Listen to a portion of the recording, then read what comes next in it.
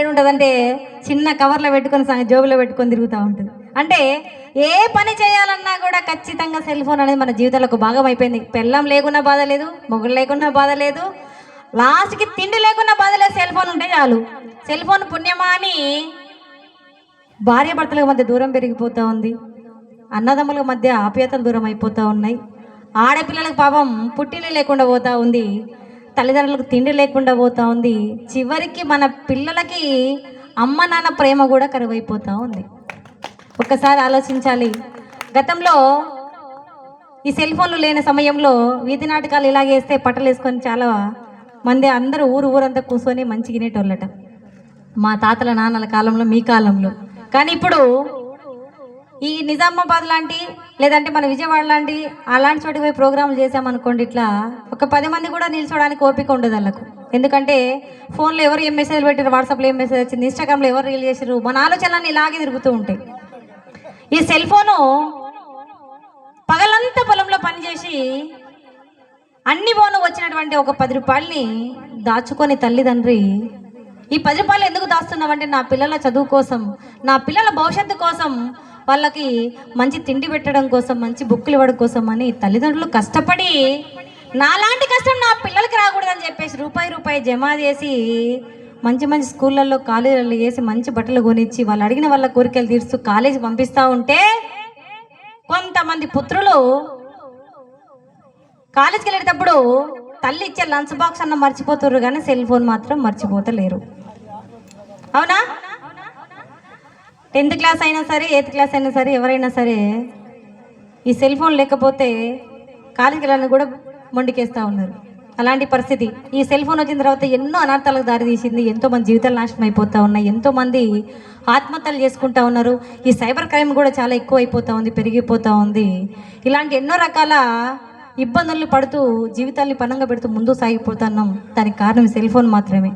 అయితే కాలేజీకి వెళ్ళే కుర్రాడు నమ్మి కాలేజీ పంపిస్తున్నటువంటి కూతురు, ఇలాగా బయట ప్రపంచం ఎలా ఉంది అన్నది ఒక పాట ద్వారా, ఈ సెల్ ఫోన్ వాళ్ళ జీవితంలో ఎంతవరకు పనిచేస్తూ ఉందన్నది ఒక పాటలో వినిపించే ప్రయత్నం చేస్తాం. కాలేజీకని చెప్పి బయలుళ్ళే కుర్రాడు బస్ స్టాపులో ఫోజు చూడు, సెల్లు సేత పట్టుకొని స్టిల్లు కొడుతూ వాడు అమ్మాయిలంట పడతాడు. పడతాడు కదా, వాడు నవ్వుతున్నావు నువ్వు, తెలిసిపోయింది అమ్మకు. అంటే విజయవాడకు పోయినప్పుడు, నందిగా పోయినప్పుడు చూసినట్టున్నది, పోరగాళ్ళు పాడుగాని ఎట్లా తిరుగుతున్నారని చెప్పేసి తిట్టుకున్నట్టున్నది.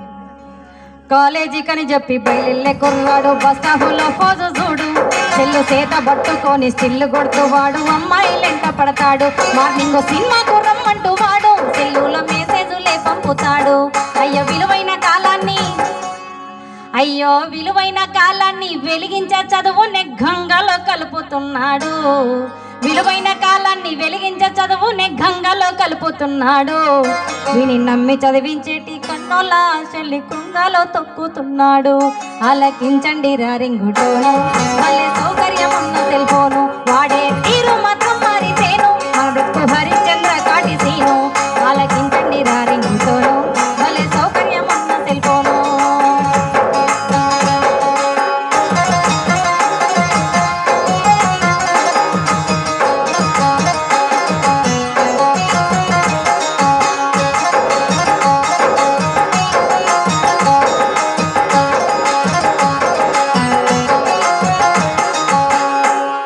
బైకు మీద వెళ్తాడు బలి జోరుగా ఒకడు, రోడ్డు మీద స్పీడు చూడు, దారి మధ్యలో నా సెల్ ఫోను కాలొస్తే మెల్లిగా సెల్లు పెడతాడు. బైకు మీద వెళ్తాడు బలి జోరుగా ఒకడు, రోడ్డు మీద స్పీడు చూడు, దారి మధ్యలో నా సెల్ ఫోను కాలొస్తే మెల్లిగా సెల్లు పెడతాడు. సెల్ ఫోను స్విచ్ అయినా పెట్టుకోడు, పక్కన బైక్ అవి మాట్లాడుకోడు. వీడు ఎక్సులేటర్ పెంచి, అయ్యో ఎక్సులేటర్ పెంచి ఎదురొచ్చే లారీకి ప్రాణాన్ని బలికొంటాడు. వీడు కట్టుకున్న దాన్ని పసుపు కుంకుమ చెడిపి ముండమ్మోపిగా మారుస్తాడు. ఆలకించండి రారింగుటోను, భలే సౌకర్యం ఉన్న సెల్ ఫోను, వాడే తీరు మాత్రం మారితేను మన దుక్కు హరిశ్చంద్ర కాటి సీను. ఆలకించండి రారింగుటోను, భలే సౌకర్యం ఉన్న సెల్ ఫోను.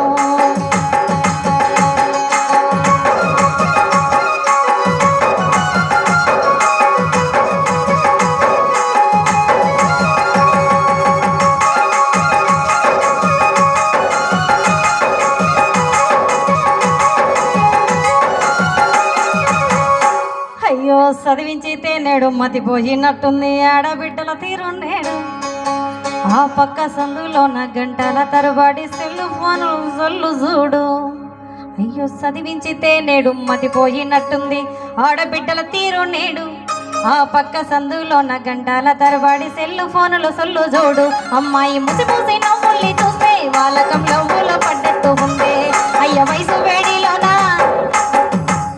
అయ్యో వయసు వేడిలోన పరిసరాలను మరిచి పరువంతా తీసుకుంటుంది దీన్ని నమ్మి చదివించేటి కన్నోల చెల్లి కృంగాల తొక్కిపోతుంది ఆలకించండి రారింగుటోను వాళ్ళే సౌకర్యం ఉన్న సెల్ఫోను వాడే తీరు మాత్రం మారితేను మన బ్రతుకు హరిశ్చంద్ర కాటిసీను ఆలకించండి రారింగుటోను వాళ్ళే సౌకర్యం ఉన్న సెల్ఫోను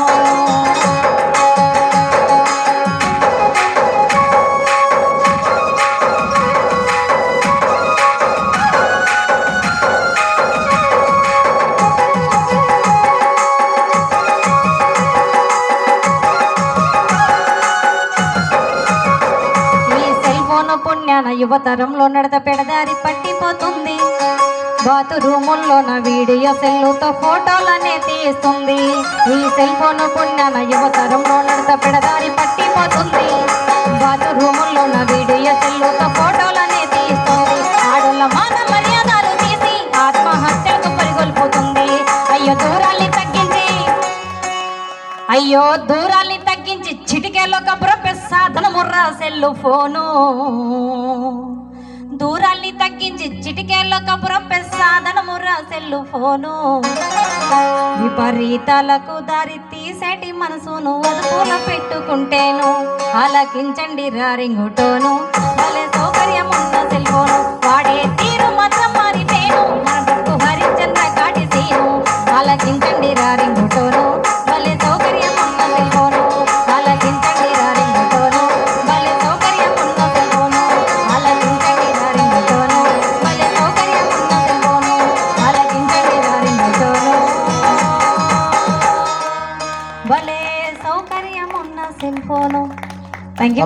తప్పెట్లో చెప్పలు కొట్టండి కానీ సెల్ ఫోన్ పట్టుకొని కొట్టకూరు మళ్ళీ పగిలిపోతుంది మళ్ళీ అది లేకపోతే పొద్దున మళ్ళీ లేయబుద్ధి కూడా కాదు.